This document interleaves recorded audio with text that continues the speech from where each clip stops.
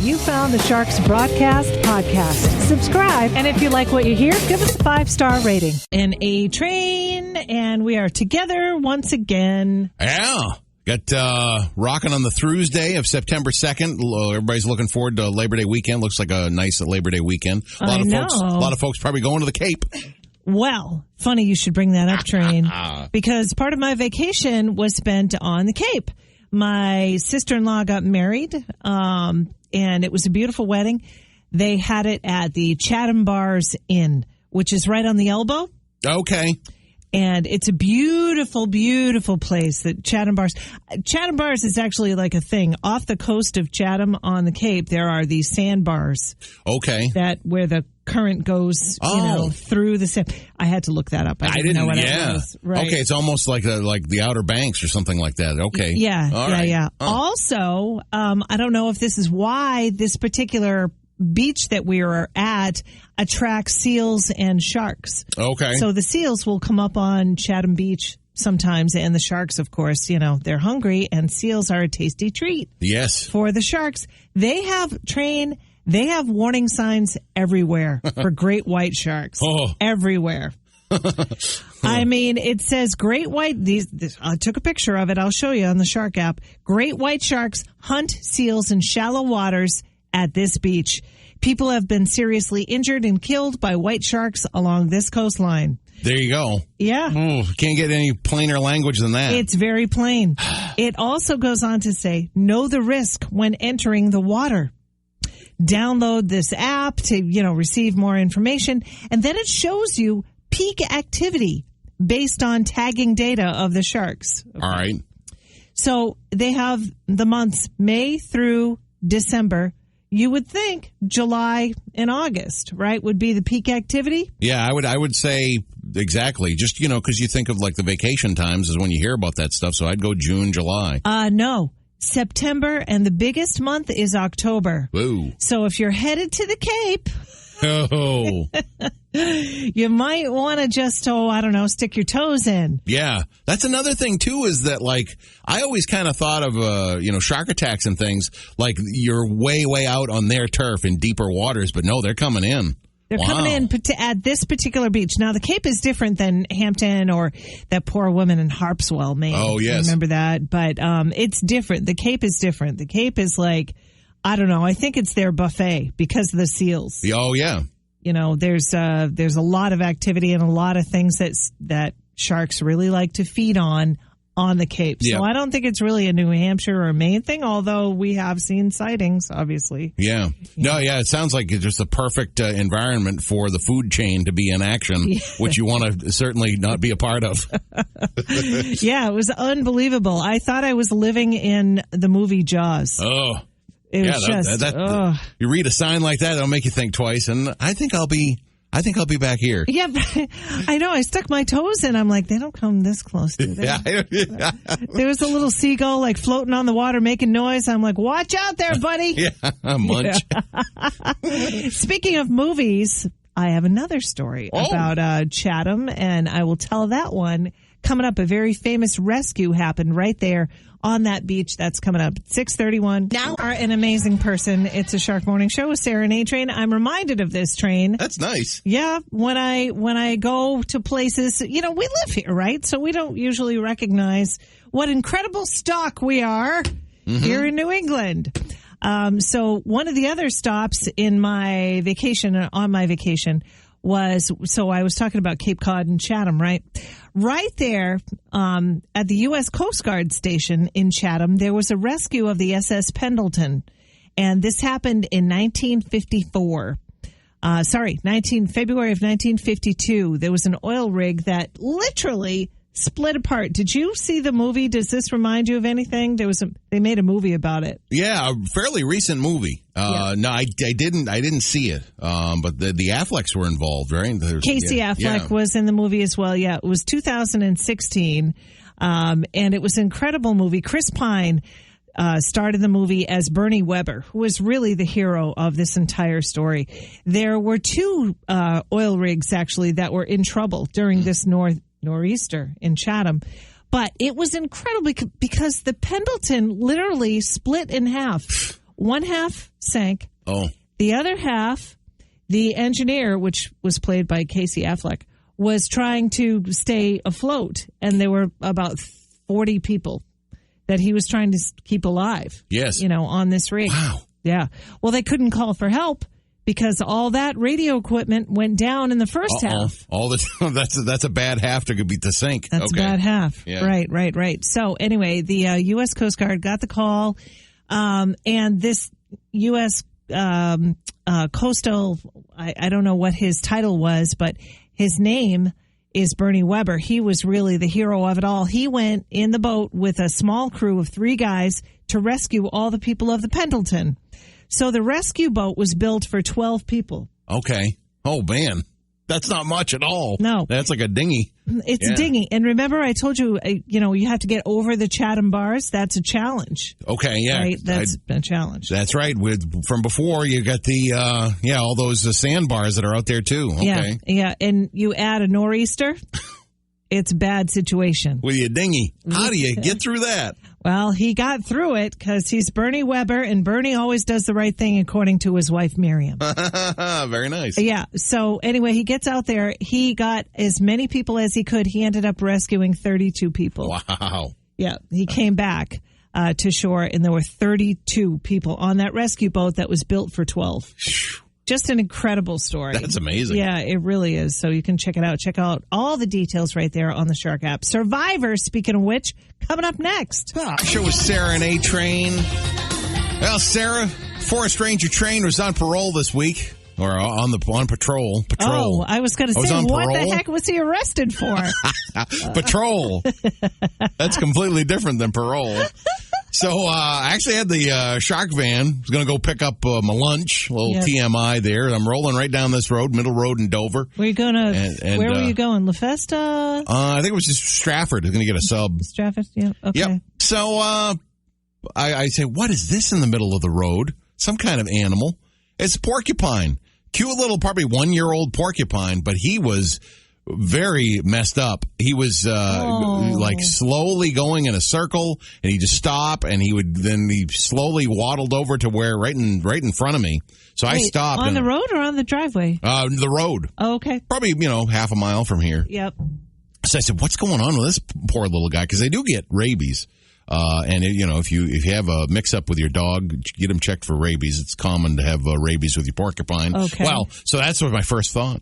Then I looked and I went, oh, wow, his forehead is orange. Oh, did he get hit by a car? Did or a bike, or did he get in a tangle with another animal wound him? What happened? His forehead is just orange. It was an oak leaf. Somehow when he was burrowing, or, it just fell on his face, and being a pincushion like they are, the oak leaf stuck there. And the second... he couldn't see? Yes. The second I figured it out is the second that it fell off. He got it off, and then he was just like, oh, excuse me. And then he ran off to the woods. I couldn't believe that. It was like such a little drama. I'm like, man, this rabid porcupine, the poor thing, I don't want it to get run over. What's wrong with it? You're it has an orange you're gonna have forehead. To call the police to put it down.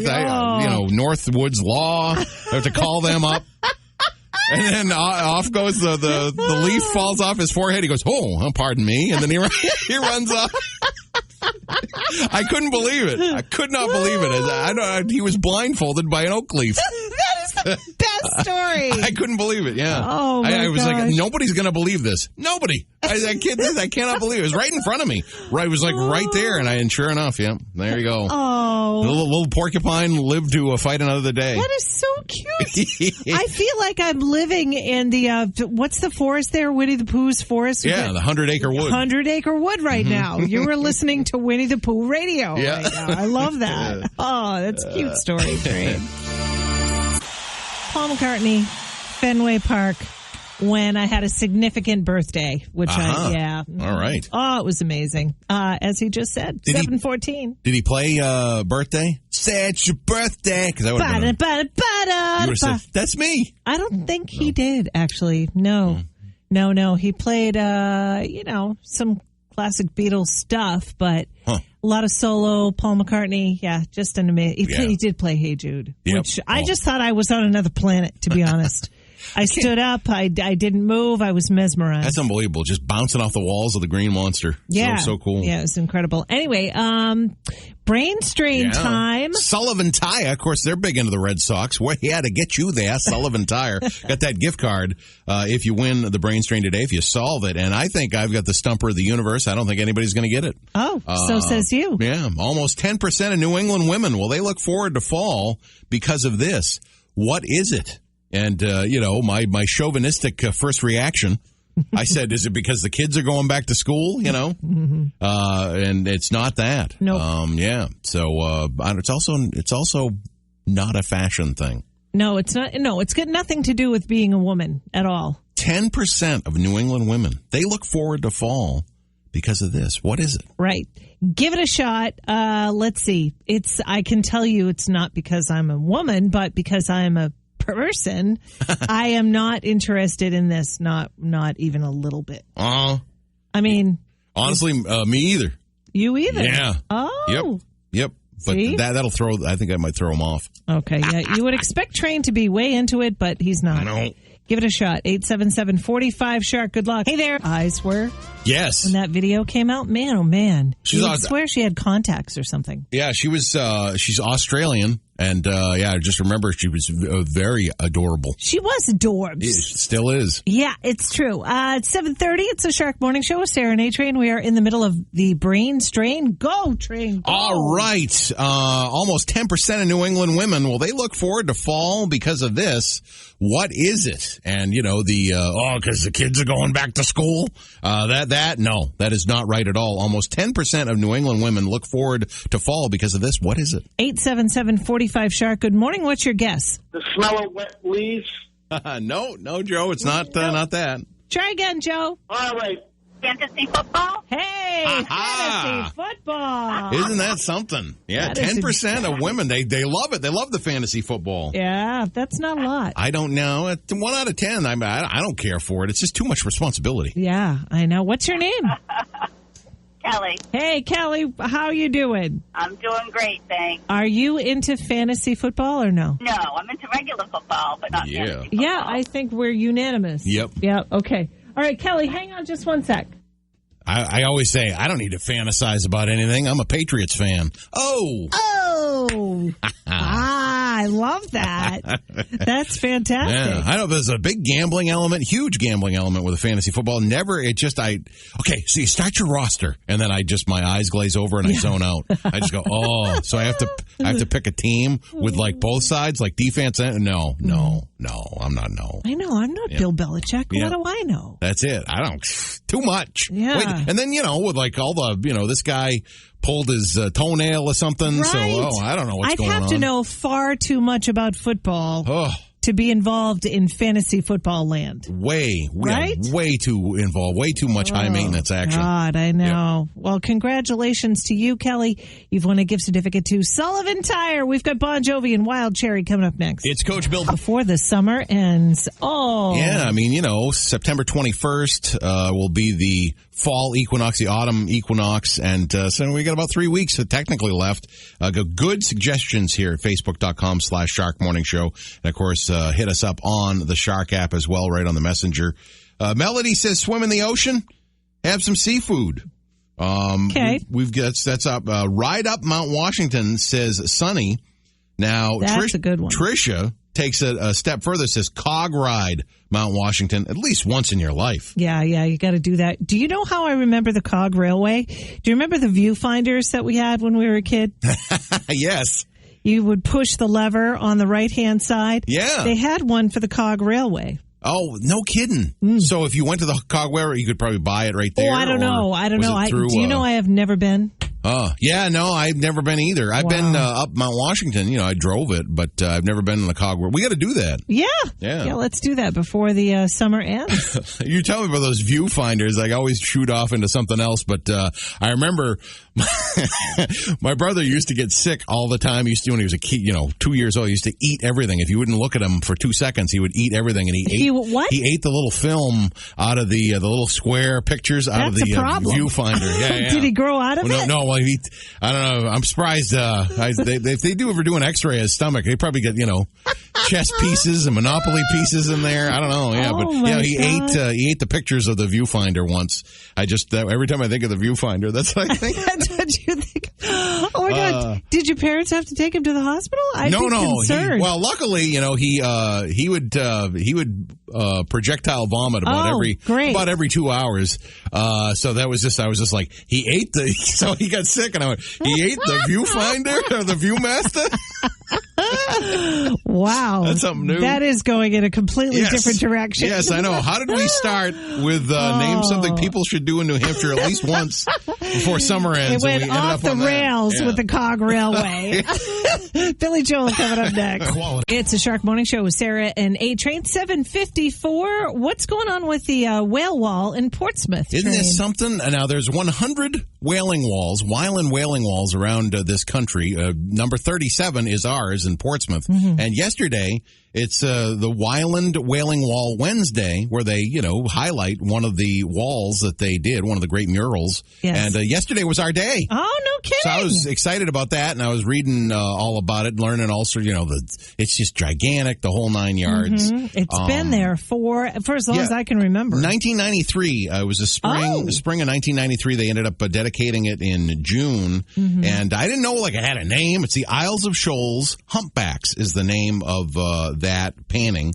And I didn't even know it was, Wyland, the artist, Wyland, was responsible for it. Everything I learned yesterday was completely new stuff. Oh, no kidding. It was brand new to you? In my mind, it just has always been there. I can't believe it was 1993. I know. I actually thought it was more like the 80s. Yeah. No, it was okay. Yeah, unbelievable. And, of course, everybody mentions that it's really falling into disrepair. It's getting quite faded, and there is some graffiti.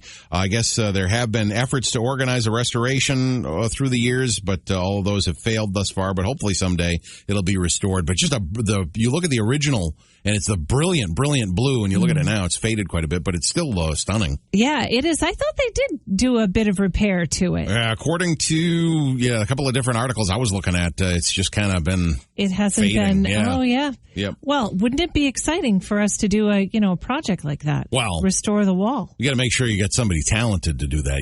I just can't go over there with my my color paints. The watercolors. You wouldn't be able to do finger that. Paints. Hey, let me touch up this humpback over here. Yeah, that's pretty cool. Check out how it originally was right there on the Shark app. You've got a beautiful picture there, Trina. Yeah, it's really cool. 7 last week. Oh, man. His drumming influenced just millions of drummers. Oh, I know. People that you wouldn't even expect. Yeah. It's 8:11. It's the Shark Morning Show with Sarah and A-Train. What is going on with A-Train track and celebrities? I feel like I am so out of the loop. Well, we got a hot Britney Spears update breaking just very, very, shortly time ago. Mm-hmm. Remember she was in for an assault case about slapping a cell phone away from her housekeeper? Yes. Well, sure enough, the charges were dropped based on insufficient evidence that a crime had occurred or a lack of an injury or significant damage even to the phone. So the phone wasn't even damaged, according to this. Her lawyer said if this was Jane Doe rather than Britney Spears, it would not have been pursued or covered at all. We're glad that they've done the right thing. Sadly, it's apparent that some have learned nothing from the past, and we hope the media and others will be more respectful of Miss Spears in the future. We had kind of said that the second we saw this case, that I'm very suspect of the other side of the family with all this stuff. All this stuff comes to the light of day. I just think with that conservatorship thing. You're on the side of the family. No, I'm on the side of Britney. On the side of I think the family's somehow involved with that assault case. I'm just conspiracy theory with everything. Wow, Train, you're throwing it out there. It's all alleged, and it's all just me being foolish as well. But I do think that, I don't know, when it comes to Britney, it's just the oven is just way too hot, Yeah, I mean, I like to think that her family does want the best for her, honestly, I don't know. But because she's Britney Spears, she's getting all this support, which I support Britney, Nobody should have to live like that, not being able to drive or spend her own money or whatever, But, I mean, maybe there's two sides to every story is what I'm saying. All right. You know? I don't know. Okay. Anyway, what else is happening? Speaking about megabucks, Netflix stock, it's near its all-time high point here as Seinfeld release date is announced. Seinfeld will begin streaming on October 1st. And how about this? The global rights of the show, $500 million in a 5-year deal with their distributor, Sony. What's up with that? So, yeah, there we go. Some series, though. October 1st, for all you guys that love that show about nothing. I love it. Yeah, well, that's good. You don't.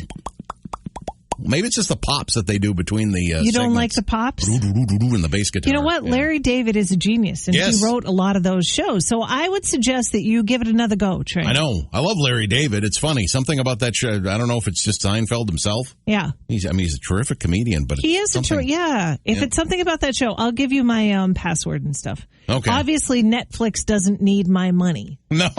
Right? So, since they just paid $500 million for Seinfeld, I'm just kidding about sharing my password. Also, another big one was the producer there, the guy that was supposed to be hosting.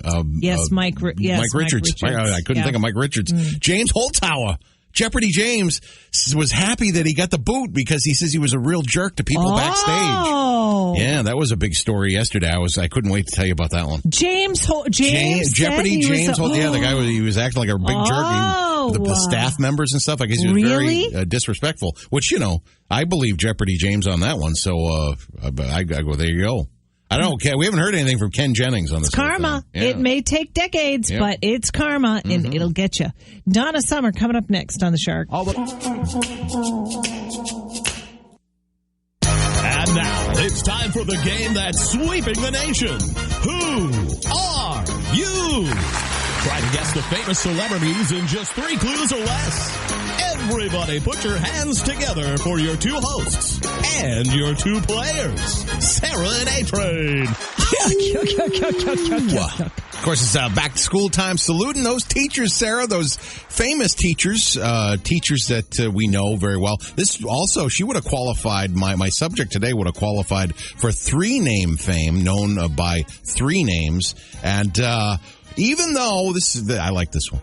Even though this person died in 1957 at the age of 90, she was just a few years, maybe 10 years away from seeing the awesome television show that celebrated her life that you and I were both fans of. Oh, and she was a teacher? Yes. She's known by 3 names. Yes, and she died before we were born. Mm-hmm. I'll say she was born in Wisconsin in 1867. I think that's a terrific clue. And when? Wisconsin in 1867. Is it Laura Ingalls Wilder? Very good. God. Very good. Yeah. Oh my last clue was, she's running down the hill and she's pretending she's flying like an airplane. It's the 1870s. They didn't even have airplanes yet. Am I right? That's that's true. Little House on the Prairie. Who played Laura Ingalls Wilder? Melissa Gilbert, right. Yeah. She's alive and well. Yes. Yeah, she didn't die before. No. Yeah. She looks terrific. Okay. Of course, Michael Landon. It's funny. She looks quite a bit like her, really. I'm looking at the real picture of Laura Ingalls Wilder. Looks similar to Melissa Gilbert. No kidding. Yeah. All right, good one. Today, it is her birthday today, and wouldn't you know it, Train? She was born with 3 names as well, and she is also a teacher. Oh, 3-name fame and a teacher, too. Yeah, okay. Well, she's only known by 2 names, and unfortunately, she passed away very suddenly. Whoa. In 1986. She was 37 years old when she passed away. She is near and dear to our hearts.